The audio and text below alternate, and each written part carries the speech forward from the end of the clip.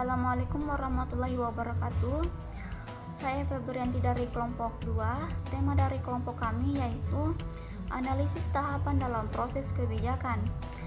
Dalam analisis tahapan dalam proses kebijakan ini, kami akan membahas yang pertama, konsep implementasi kebijakan, dan yang kedua, model dan teknik dalam tahapan analisis implementasi kebijakan. Konsep implementasi kebijakan.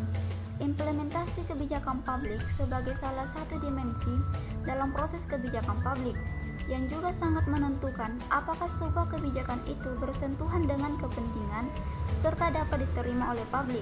Dalam hal ini dapat ditekankan bahwa bisa saja dalam tahapan perencanaan atau perumusan formulasi kebijakan dilakukan dengan sebaik-baiknya, tetapi jika pada tahapan implementasinya tidak diperhatikan standar operasional prosedur, maka apa yang diharapkan dari sebuah produk kebijakan itu pada akhirnya pun dipastikan pada tahapan evaluasi kebijakan akan menghasilkan penilaian bahwa antara formulasi dan implementasi kebijakan tidak seiring sejalan, bahwa implementasi dari kebijakan itu tidak sesuai dengan yang diharapkan, bahkan menjadikan produk kebijakan itu menjadi batu sandungan bagi pembuat kebijakan itu sendiri.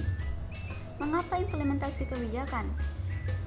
Implementasi kebijakan merupakan tahapan pembuatan keputusan seperti halnya pasal-pasal sebuah undang-undang legislatif, keluarnya sebuah peraturan eksekutif, dan keluarnya keputusan pengadilan, atau keluarnya standar peraturan dan konsekuensi dari kebijakan bagi masyarakat yang mempengaruhi beberapa aspek kehidupannya.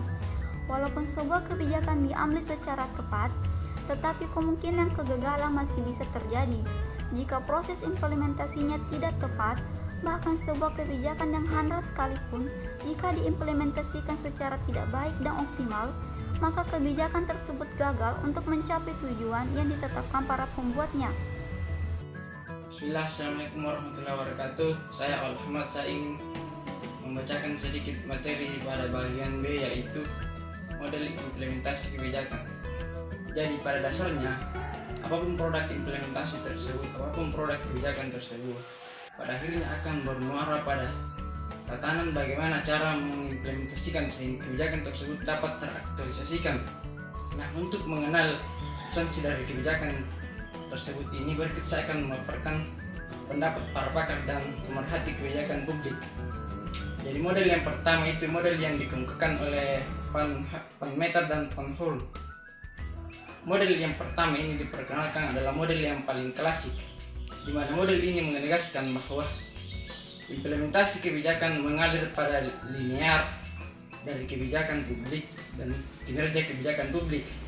Dari beberapa variabel yang mempengaruhi implementasi kebijakan tersebut ada 4.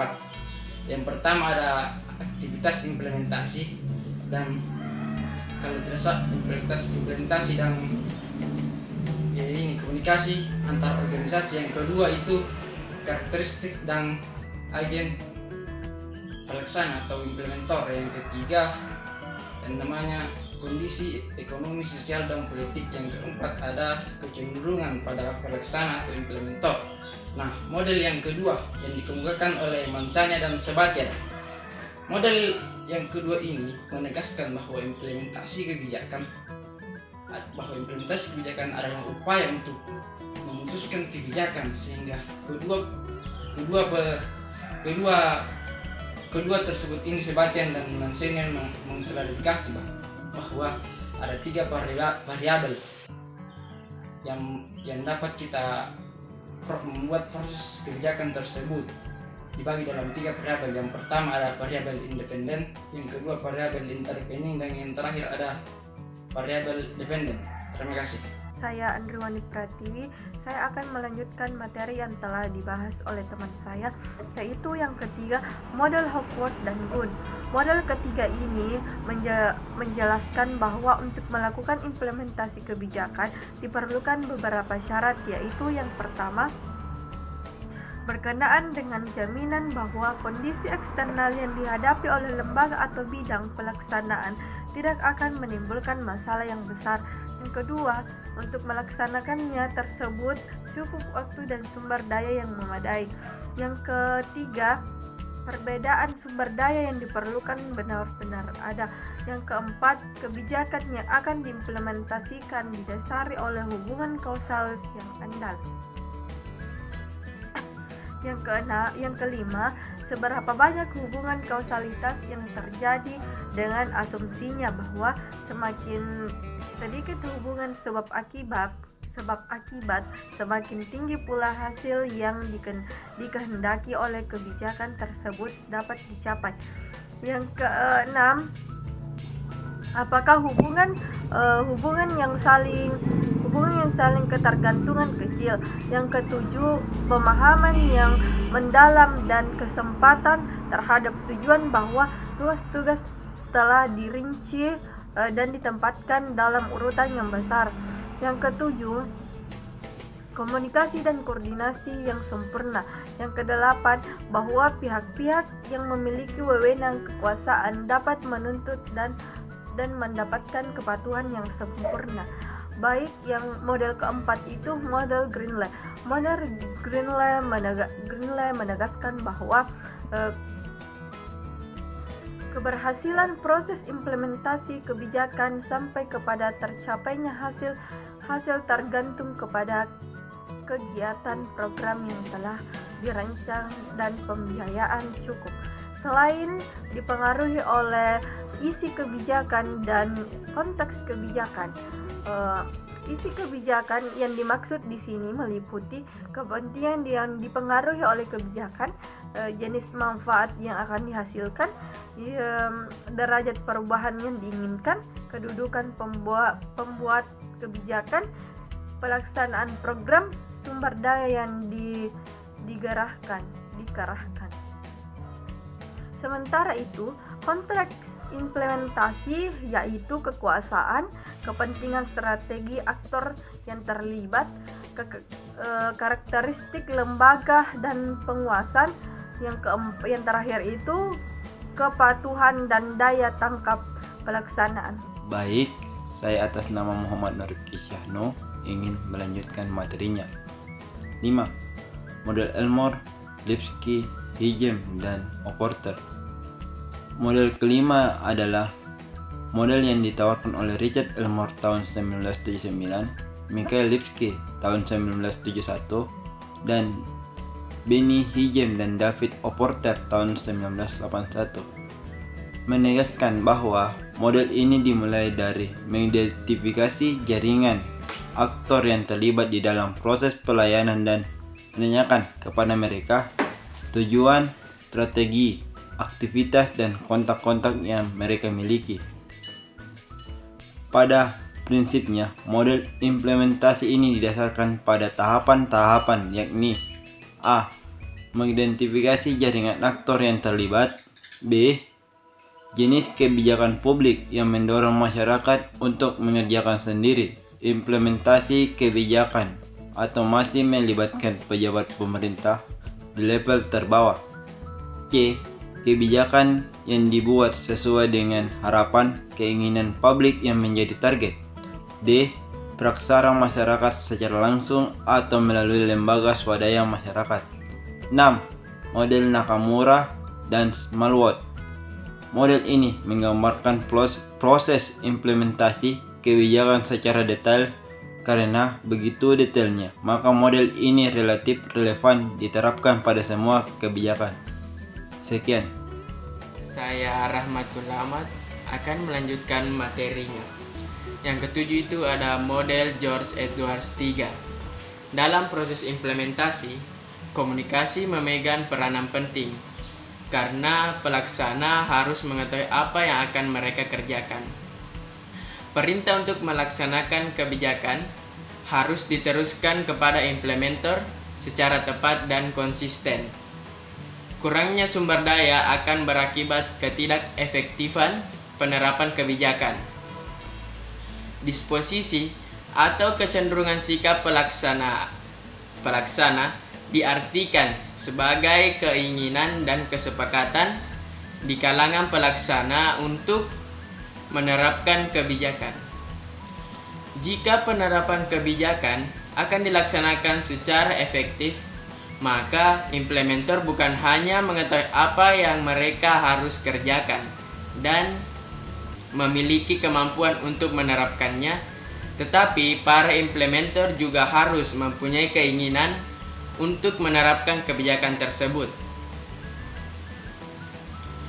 Akhirnya, struktur birokrasi mempunyai dampak atas penerapan, dalam arti bahwa penerapan itu tidak akan berhasil jika terdapat kekurangan dalam struktur birokrasi tersebut. Terus, yang ke-8, model Jan Merse.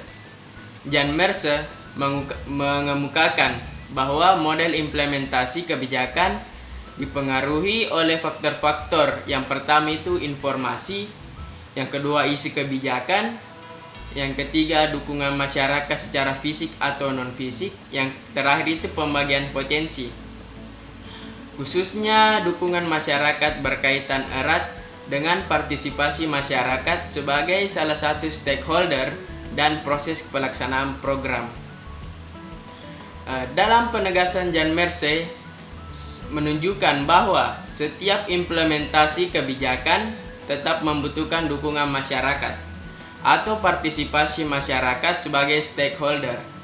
Oleh karena itu, pentingnya partisipasi masyarakat dalam setiap implementasi kebijakan program pembangunan dan kemasyarakatan. Perkenalkan, nama saya Megawati.